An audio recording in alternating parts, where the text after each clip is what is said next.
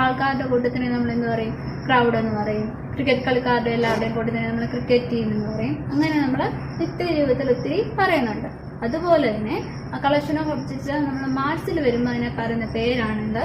Sets എന്ന്. Well defined collection of ഒബ്ജക്റ്റിനെ നമ്മൾ എന്ത് പറഞ്ഞാൽ സെറ്റ്സ് എന്ന് പറഞ്ഞു. അപ്പോൾ ഈ മലയാള സിനിമയിലെ 5 സിനിമാ താരങ്ങളുടെ പേര് പറയാം. അപ്പോൾ ഒരാളോട് ചോദിച്ചാൽ അവർക്ക് ഇഷ്ടമുള്ള 5 പേരുടെ പേരായിരിക്കും പറയുന്നത്. അടുത്ത ആൾക്ക് ചോദിച്ചാൽ വേറൊരാളോട് ചോദിച്ചാൽ അവർ ആ പേര് തന്നെ എന്ത് ചെയ്യണമെന്നില്ല, പറയണമെന്നില്ല.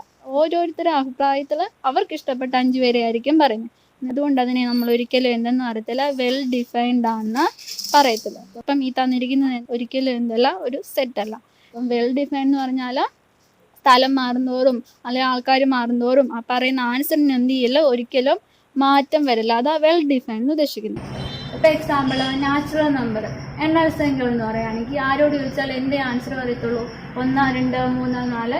സെറ്റ് നമ്മളെപ്പോഴും റെപ്രസെൻറ്റ് ചെയ്യുന്നത് കേർലി ബ്രാക്കറ്റിനകത്തായിരിക്കും.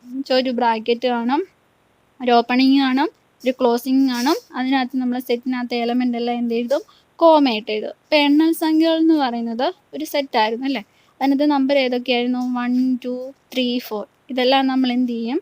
ബ്രാക്കറ്റിനകത്തിട്ടിട്ട് എക്സെറ്റായിട്ട് 1, 2, 3, 4 എന്ന് പറഞ്ഞ് എഴുതും. നമ്മളെപ്പോഴും സെറ്റിനെ റെപ്രസെൻറ്റ് ചെയ്യുന്നത് ക്യാപിറ്റൽ ലെറ്റേഴ്സ് ആയി അങ്ങനെ എഴുതുന്നത്. ഈ സെറ്റിനകത്തെ ഓരോ കോമയായിട്ട് എഴുതുന്ന എല്ലാം എന്തായിരിക്കും? ഓരോ എലമെൻ്റ് ആയിരിക്കും. അപ്പം നാച്ചുറൽ നമ്പറിൻ്റെ സെറ്റിനകത്തെ എലമെൻ്റ് ഏതൊക്കെയായിരിക്കും വരുന്നത്? 1, 2, 3, 4 എല്ലാം എന്തായിരിക്കും? എലമെൻ്റ് ആയിരിക്കും. അപ്പം 1 എന്ന് പറയുന്നത് ക്യാപിറ്റൽ എയിലെ എലമെൻ്റ് നമ്മൾ ഡിനോട്ട് ചെയ്യുന്നത്, വായിക്കുന്നത് 1 എലമെൻ്റ് ഓഫ് എ എന്ന്. പിന്നെയുള്ളത് 2 എലമെൻ്റ്, അപ്പം 2 എലമെൻ്റ് ഓഫ് എ. ഇനി എലമെൻ്റ് അല്ലാത്തൊരു സംഖ്യ -1 എടുക്കുക. -1 എ എന്ന സെറ്റിനകത്ത് ഇല്ല. അപ്പം നമ്മൾ -1 നോട്ട് എലമെൻ്റ് ഓഫ് എ എന്നാണ് എഴുതുന്നത്. ഇനി വേറൊരു സെറ്റ് നോക്കാം. ഒരു set capital B equal to English ആൽഫബറ്റിലെ വവൽസ് ഏതൊക്കെയാണ്? A, E, I, O, U. ഇതിനകത്ത് മുകളിൽ എത്ര എഴുതുന്നുണ്ട്? ക്യാപിറ്റൽ ബിക്കകത്തുണ്ട്. ഇ എന്ന് പറയുന്നത് ക്യാപിറ്റൽ ബിക്കകത്തുണ്ട്. ഇനി ഇതിനകത്ത് ഇല്ലാത്തൊരെണ്ണം എടുക്കുക. സി എന്ന് പറയുന്നത് എന്തിനകത്തില്ല? ക്യാപിറ്റൽ ബിയിൽ. അപ്പം C not an element of capital B എന്ന് പറയും. നമ്മൾ നാച്ചുറൽ നമ്മൾ എണ്ണൽ സംഖ്യകളെ നമ്മളെപ്പോഴും റെപ്രസെൻറ്റ് ചെയ്യുന്നത് ക്യാപിറ്റൽ എൻ. ക്യാപിറ്റൽ ആർ എന്ന് കാണിക്കുന്നത് റിയൽ നമ്പേഴ്സ്. -1, 0, 1, 2 എക്സെട്ര ഇങ്ങനെ പോകുന്നത് എന്ത്? Real numbers. ഇനി ഇൻഡിജേഴ്സിനെ നമ്മൾ റെപ്രസെൻറ്റ് ചെയ്യുന്നത് ക്യാപിറ്റൽ ഇസഡ് ഉപയോഗിച്ച്. അതിനകത്ത് ദശാംശ സംഖ്യകളൊന്നും വരത്തില്ല. ഇനി ക്യൂ എന്ന് പറയുന്നത് റാഷണൽ നമ്പർ. റാഷണൽ നമ്പർ എന്ന് പറയുമ്പോൾ ഫ്രാക്ഷനായിട്ട് എഴുതാൻ പറ്റുന്നത്. ഇപ്പം p/q ഫോമിൽ എഴുതാൻ പറ്റും. പിന്നെ ഡിനോമിനേറ്റർ ഒരിക്കലും എന്താവത്തില്ല? 0 ആവത്തില്ല.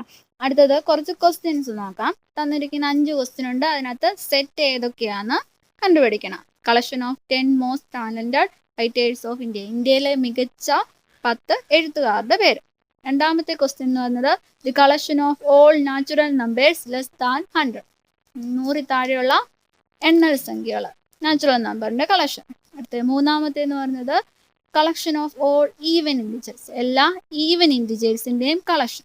നാലാമതെന്ന് പറയുന്നത് the collection of all the months of year. ഒരു വർഷത്തിലെ എല്ലാ മാസങ്ങളുടെയും പേര്. അടുത്തത് അഞ്ചാമത്തെ എന്ന് പറയുന്നത് collection of most dangerous animals of the world. ലോകത്തിലെ ഏറ്റവും അപകടകാരിയായ ആനിമൽസിൻ്റെ പേര് എഴുതണം. അതിനകത്ത് ഏതാണ് സെറ്റ് എന്ന് കണ്ടുപിടിക്കണം. അതിൻ്റെ ആൻസർ നിങ്ങൾ കമൻറ്റ് ബോക്സിൽ രേഖപ്പെടുത്തണം. എന്ന് വെച്ചാൽ ഇപ്പോൾ ഒന്നാമത്തെ സെറ്റ് ആണെങ്കിൽ നിങ്ങൾ 1 എന്ന് നമ്പർ ഇട്ടാൽ മതി. രണ്ടാമത്തെ ആണെങ്കിൽ കോമയായിട്ട് 2 എന്ന് എഴുതാം. അങ്ങനെ എഴുതണം.